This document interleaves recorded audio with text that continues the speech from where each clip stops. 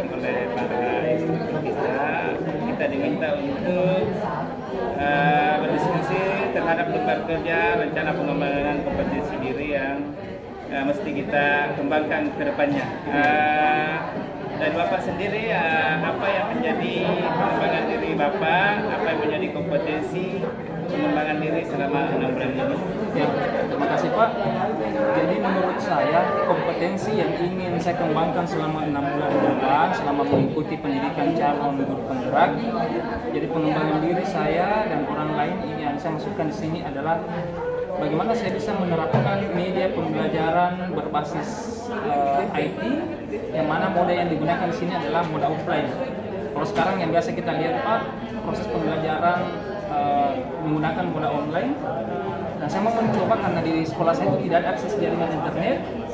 Saya berpikiran bagaimana saya bisa mengikuti perkembangan teknologi sekarang, peserta didik saya bisa mengikuti proses pembelajaran dengan moda offline. Jadi ini mungkin akan sedikit berbeda dengan tempatnya Bapak yang mungkin sudah menggunakan moda online. Kalau saya akan mencoba dengan moda offline. Kalau saya Pak di itu kompetensi itu hampir sama dengan Bapak, yaitu mengerti menggunakan di dalam ini kan kalau ini kan bisa mengacu kepada media, bisa mengacu kepada pendekatan pembelajaran. Jadi yang menjadi itu menjadi pusat pengembangan saya untuk 6 bulan ke depan. Selanjutnya yang menjadi indikator, jadi sebelum saya tanya ke Bapak, saya juga akan indikator keberhasilannya, yaitu harapan saya mampu menggunakan TIK di dalam pembelajaran tentunya, baik sebagai media maupun sebagai pendekatan pembelajaran. Kalau Bapak untuk hal indikatornya ketercapaiannya, ya, saya kedepannya akan merasa bahwa keberhasilan saya dengan pengembangan diri saya ketika saya sudah bisa menerapkan proses pembelajaran IT berbasis offline itu di dalam kelas saya. Nah, selain itu bukan cuma di kelas saya merasakan berhasil ketika saya bisa sharing dengan rekan-rekan yang ada di sekolah saya dan juga di komunitas KKG. Apalagi karena saya adalah ketua KKG, maka saya nanti akan targetkan keberhasilan saya itu ketika saya bisa sharing dengan rekan-rekan di komunitas KKG. Untuk strategi yang mungkin Bapak bisa membangun ke depan untuk kompetisi tersebut? Strategi yang saya terapkan adalah yang pertama saya akan mencari referensi di internet bagaimana cara pengaplikasian pembelajaran berbasis offline ini. Dan yang kedua saya akan menghubungi narasumber-narasumber yang ahli di bidangnya, mungkin pengajar praktik yang bisa membantu saya, instruktur atau narasumber lainnya yang bisa membantu saya dalam hal penerapan IT berbasis offline tersebut. Baik Pak, makasih atas strateginya. Kalau Bapak sendiri? Kalau saya di strategi yang saya gunakan yaitu tentunya menggunakan semua sumber daya yang ada, termasuk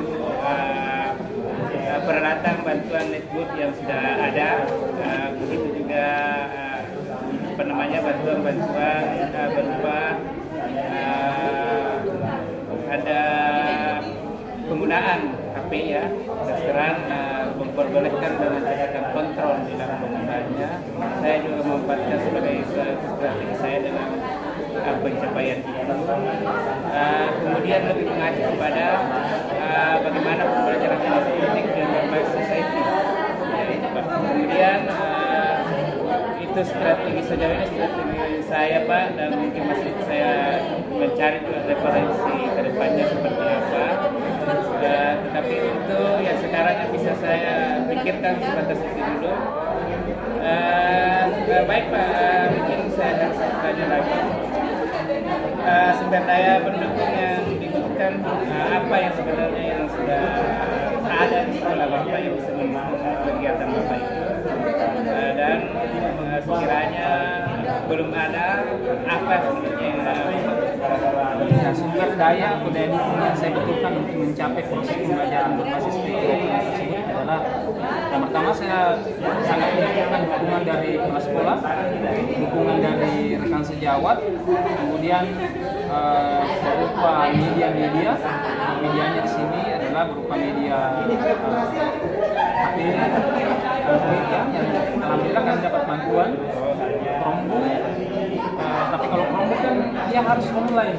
Jadi mungkin yang saya lakukan di sini adalah Android tablet. Kemudian tentunya sarana-sarana internet untuk mengakses media-media tersebut. Oh, baik. Kemudian Kalau Bapak sendiri?